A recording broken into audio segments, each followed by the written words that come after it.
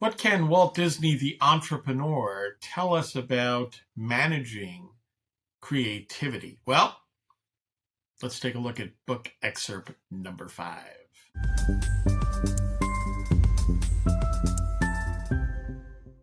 Hello, my friend. Welcome aboard the Dose of Disney podcast. I'm Ray Keating. I'm an economist, a novelist, and I am the editor and publisher at DisneyBizJournal.substack.com. So, on this podcast, we look at Disney news, Disney-related news, debates, discussions, commentary, analysis, and a whole host of lessons covering a wide range of topics. Right now, we're in the middle of something unique, a series on Walt and entrepreneurship, tapping into my book, 10 Points from Walt Disney on Entrepreneurship. Go figure. So we're looking at, the book looks at Walt's wisdom as it pertains to a whole host of areas of entrepreneurship. And it really is, his career and his thinking and so on is really quite comprehensive in terms of what entrepreneurs deal with.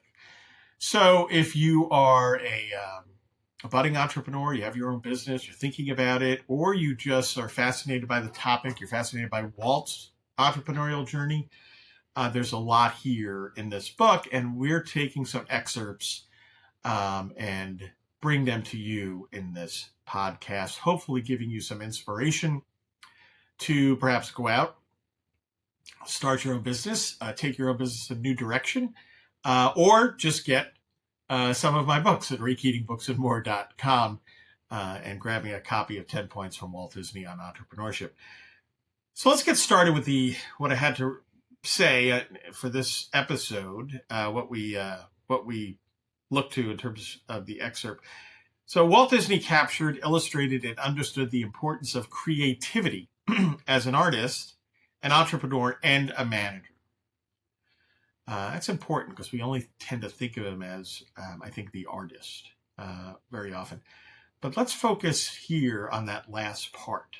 Okay, Walt understood that the success of an entrepreneur and a company was much more than a one-man show. Indeed, he recognized the need to assemble a creative team. He observed, quote, "You can dream, create, design, and build the most wonderful place in the world, but it requires people to make the dream a reality," close quote. I realize as I mentioned in a previous podcast, I'm reading. I don't like to do that in video, but I think it works best for what we're doing here. So let's continue. Walt's brother, Roy O. Disney, who was with Walt from the start of the Walt Disney Company from the start through Walt's death, and then led the company until his own passing, explained that his brother understood the need to assemble the right team. Quote, "Walt Disney spent his entire life and almost every waking hour in the creative planning of motion pictures, Disneyland, television shows, and all the other diversified activities that have carried his name through the years. Around him, Walt Disney gathered the kind of creative people who understood his way of communicating with the public through entertainment. Walt's ways were always unique, and he built a unique organization, a team of creative people that he was justifiably proud of," close quote. And then Walt, the entrepreneur manager, understood how to guide, help, and manage creative employees. It helped, of course, that unlike many top managers, Walt was intimately familiar with the creative process.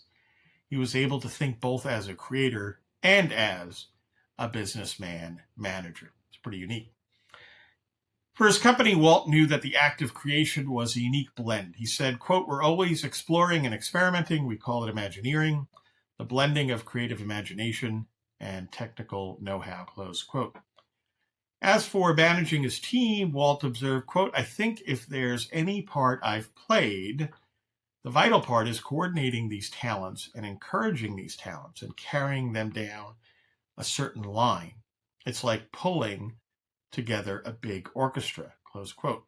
There's a mighty dose of humility here, but also a keen recognition of what it means to manage a creative enterprise. As an artist, he knew how to get the most from his artists. In Walt Disney, An American Original, Bob Thomas noted, quote, Walt seldom surveyed his animators' work while they were creating. He understood the fragile nature of the creative process, and he wouldn't intrude, close quote. That's the act of a creator himself in terms of understanding that and managing creative types.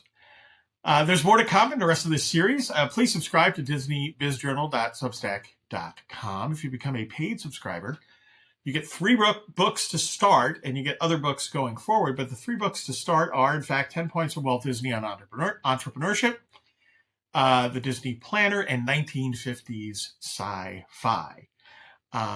If you don't want to subscribe, which I hope you do, if you don't want to become a paid subscriber, that is, go over to RayKeatingBooksandMore.com. You can get 10 Points from Walt Disney on Entrepreneurship and all my other books, novels, nonfiction, etc. I hope you have a magically productive day.